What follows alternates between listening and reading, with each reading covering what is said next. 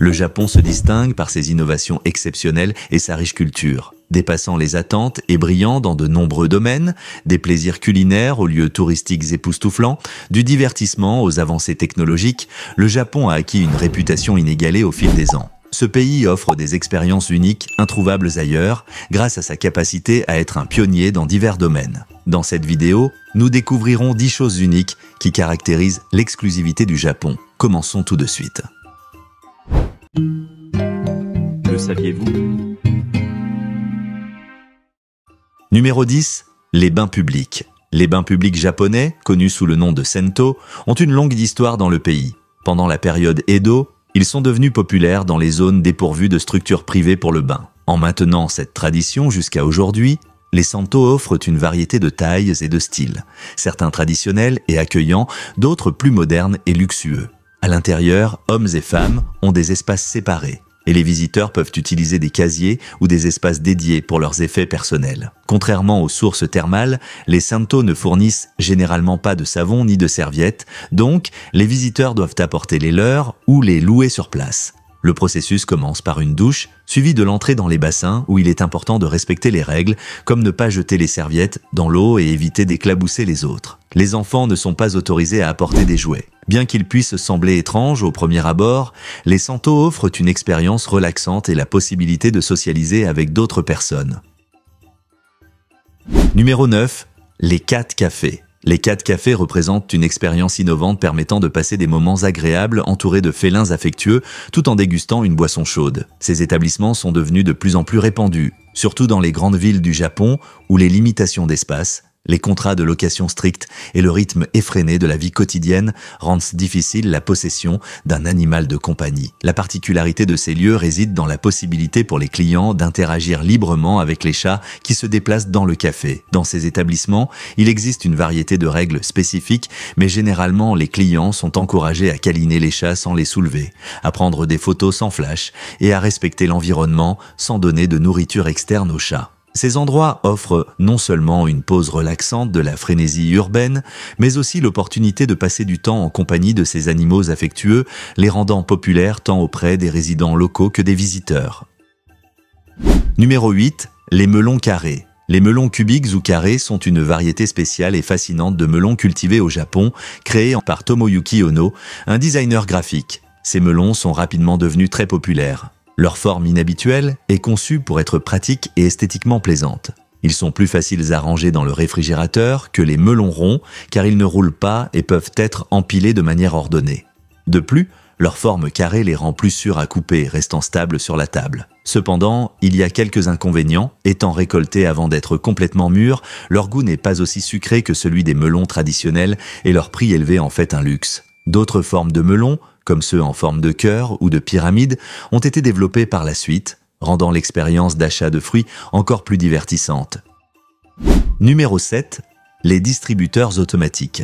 Lorsqu'on arrive pour la première fois au Japon, surtout à Tokyo, une des premières choses qui frappe est la grande présence de distributeurs automatiques dans les rues. Plus de la moitié des 4 millions de distributeurs automatiques du Japon sont dédiés à la vente de boissons, offrant une vaste gamme d'options allant au-delà de l'eau traditionnelle du café et des boissons gazeuses. En hiver, ces distributeurs proposent également des alternatives chaudes comme des soupes. Mais il n'y a pas que des boissons. Beaucoup de distributeurs automatiques vendent aussi des snacks, des glaces et même des produits alimentaires comme des ramen surgelés et des fruits. Les distributeurs automatiques de tabac sont également courants, malgré les lois strictes du Japon sur l'âge minimum pour fumer. Cette culture des distributeurs automatiques reflète l'innovation et la variété des produits disponibles au Japon.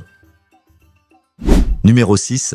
Les shokuin sampuru dans les restaurants japonais. Dans les restaurants japonais, pour montrer les plats et attirer les clients, on utilise des modèles de nourriture en plastique appelés shokuin sampuru. Ces reproductions, fabriquées à partir de matériaux comme le plastique, la cire ou la résine, et travaillées à la main avec du chlorure de polyvinyle, imitent fidèlement des aliments réels. Cette pratique remonte à la fin des années 1800, quand les vendeurs exposaient des aliments réels au lieu de menus écrits. Dès les années 1920, les artisans ont commencé à créer des modèles pour aider les clients à commander. Aujourd'hui, l'industrie de la nourriture en plastique au Japon génère des revenus énormes, offrant des modèles hautement personnalisables qui reflètent des détails spécifiques et des variations régionales. Certains restaurants investissent des sommes considérables pour acheter des ensembles complets d'objets en plastique qui durent indéfiniment. Ces modèles sont devenus une partie intégrante de la culture culinaire japonaise et des stratégies de marketing, attirant les clients avec des représentations visuellement attrayantes des plats disponibles.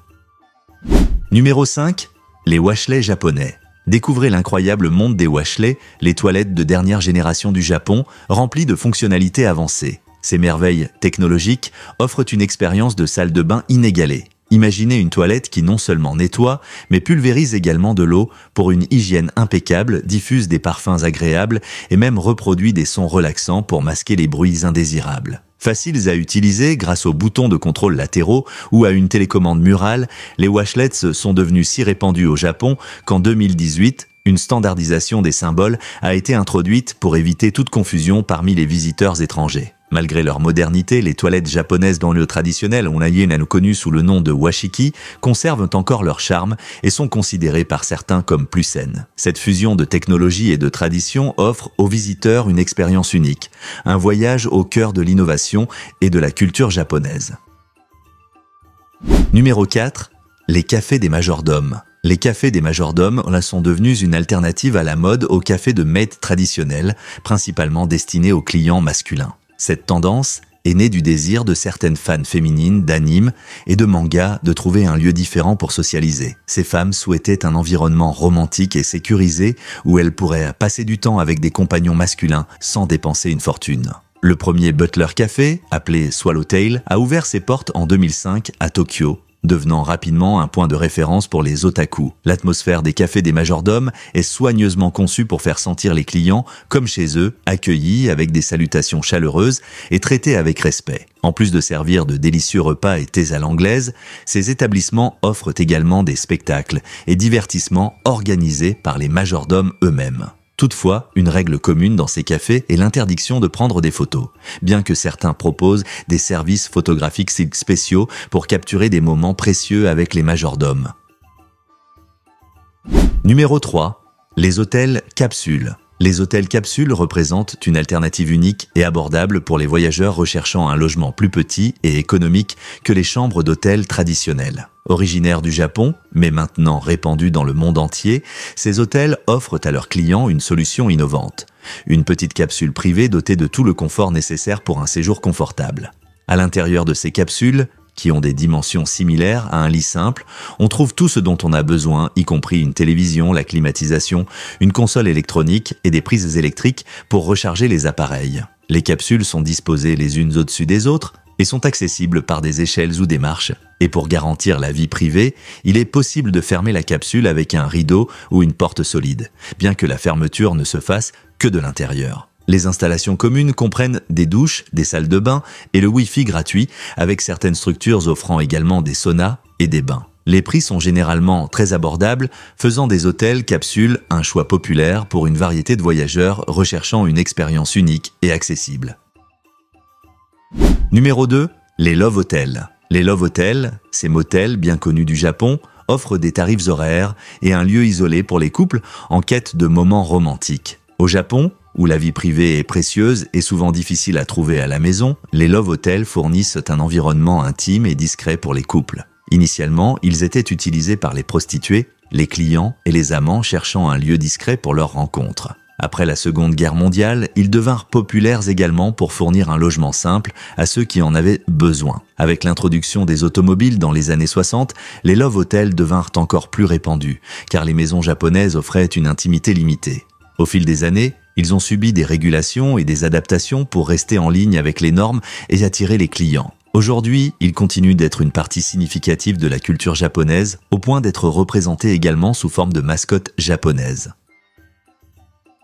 Numéro 1. Les Urukiara. Les Urukiara sont des mascottes japonaises mignonnes et parfois étranges, utilisées pour promouvoir diverses choses comme des villes, des attractions touristiques et des produits au Japon. Très populaires dans le pays, deux des plus célèbres sont Domokun et Kumamon qui ont rapporté d'importants profits à leur région. Au Japon, il y a une profonde acceptation de la beauté, connue sous le nom de kawaii, tant chez les enfants que chez les adultes.